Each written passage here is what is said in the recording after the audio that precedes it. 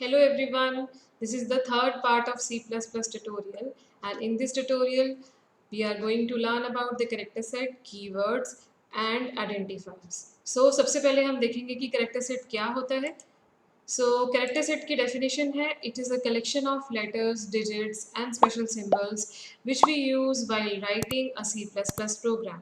हम जब भी C++ का प्रोग्राम लिखते हैं उसको लिखने के लिए जो लेटर्स, जो डिजिट्स और स्पेशल सिंबल्स को हम यूज़ करते हैं, अगर हमें उन्हें एक ही कैटेगरी में डिफाइन करना हो तो तब हम बोलेंगे कि उसे कैरेक्टर सेट कहा जाता है. कौन कौन से लेटर्स यूज़ होते हैं? कैपिटल ए से लेके कैपिटल जेड तक के, स्मॉल ए से लेके स्मॉल जेड तक के लेटर्स को हम यूज़ कर सकते हैं.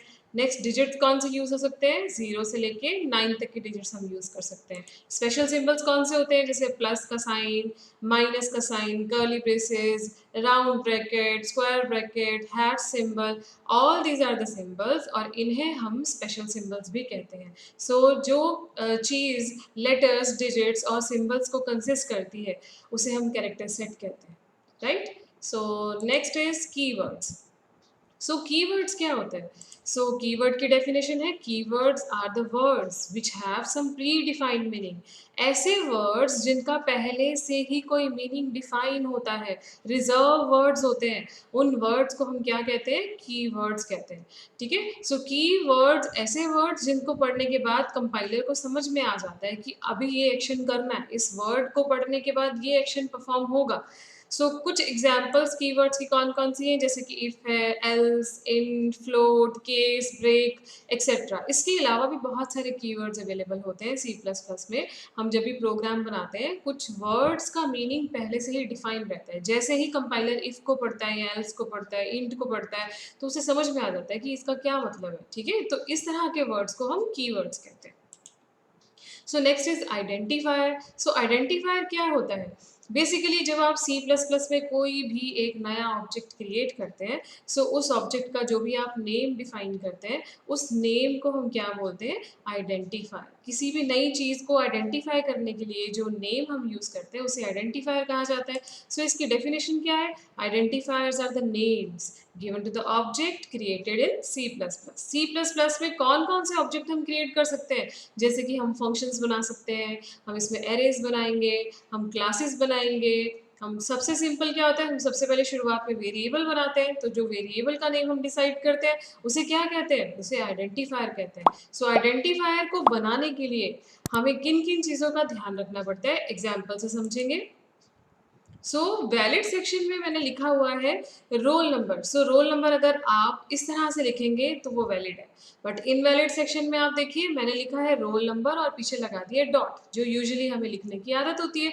सो अगर हम रोल नंबर के पीछे लिखते टाइम उसे डॉट लगा देंगे तो वो इनवैलिड हो जाएगा. क्यों? क्योंकि आइडेंटिफायर में कोई भी स्पेशल सिंबल यूज नहीं हो सकता है. स्पेशल सिंबल कौन कौन से? Dot, semicolon, comma, dollar sign, hash symbols, ये सारे स्पेशल सिंबल्स हैं. इन्हें आप अपने आइडेंटिफायर को बनाने के टाइम पर यूज नहीं कर सकते. सेकेंड इज वैलिड सेक्शन में मैंने लिखा है AA1. So AA1 is valid name, क्योंकि जब भी हम आइडेंटिफायर का नेम बनाते हैं तो वो हमेशा एक कैरेक्टर से स्टार्ट होना चाहिए. इनवैलिड सेक्शन में देखिए मैंने लिखा है 1 AA1. सो 1 मीन्स हमने सबसे फर्स्ट पोजिशन पे रख दिया एक डिजिट. That is wrong. हम ऐसा नहीं कर सकते. आइडेंटिफायर का नेम कभी भी किसी डिजिट से स्टार्ट नहीं हो सकता है. ठीक है. अब थर्ड वैलिड नेम देखिए मैंने लिखा है _A1. सो आप किसी भी आइडेंटिफायर को अंडरस्कोर से स्टार्ट कर सकते हैं. दैट इज पॉसिबल, क्योंकि अंडरस्कोर को हम वैलिड कैरेक्टर मानते हैं. अब आप दूसरी जगह पे देखिए इनवैलिड सेक्शन में मैंने लिखा है #A1. So hash is a special symbol, नहीं यूज कर सकते हैं, ये इनवैलिड हो जाएगा. नेक्स्ट वैलिड सेक्शन में लिखा है my file. So my file, हमने दो अलग अलग वर्ड माई और फाइल को ज्वाइन कर दिया है. ठीक है. स्पेस नहीं दिया है बीच में, क्योंकि हम आइडेंटिफायर को बनाने के टाइम पर कोई स्पेस भी नहीं दे सकते हैं, तो इसीलिए हमने माई फाइल को ज्वाइन करके लिखा है. इनवैलिड सेक्शन में देखिए मैंने लिखा है माई फाइल और उसमें दे दी एक स्पेस. सो स्पेस तो रॉन्ग है. हम कभी भी आइडेंटिफायर के को बनाने के टाइम पर कोई भी स्पेस डिफाइन नहीं करते हैं, इससे एरर आ जाएगी. Next is break 1. ब्रेक तो एक कीवर्ड होता है, ठीक है, पर अगर हमने इसको 1 लगा दिया पीछे तो उसकी आइडेंटिटी चेंज कर दी हमने. तो ब्रेक 1 तो हम एज आइडेंटिफायर यूज कर सकते हैं, पर अगर आपने लिख दिया ब्रेक तो ब्रेक तो एक कीवर्ड है, उसे हम आइडेंटिफायर की तरह यूज नहीं कर सकते हैं। कोई भी कीवर्ड आइडेंटिफायर नहीं बन सकता है। तो जब भी आप कोई भी नया ऑब्जेक्ट बनाएं सी प्लस प्लस में, तो इन सब चीज़ों का ध्यान रखें कि हमें उसका नेम कैसे डिफाइन करना है। एक प्रोग्राम को बिल्ड करने के लिए बहुत छोटी छोटी चीज़ें यूज़ होती है जिनके बारे में हमें इन्फॉर्मेशन होनी चाहिए। तो आज हमने सीखा कैरेक्टर सेट, कीवर्ड्स और आइडेंटिफायर के बारे में। नेक्स्ट जो मेरा लेक्चर होगा उसमें मैं आपको बताऊंगी व्हाट इज़ वेरिएबल। वेरिएबल के बारे में हम समझेंगे, वेरिएबल के को हम यूज़ कैसे करते हैं, उसकी स्टोरेज कैपेसिटी कितनी होती है, वो डिपेंड करता है उसके डेटा टाइप पे।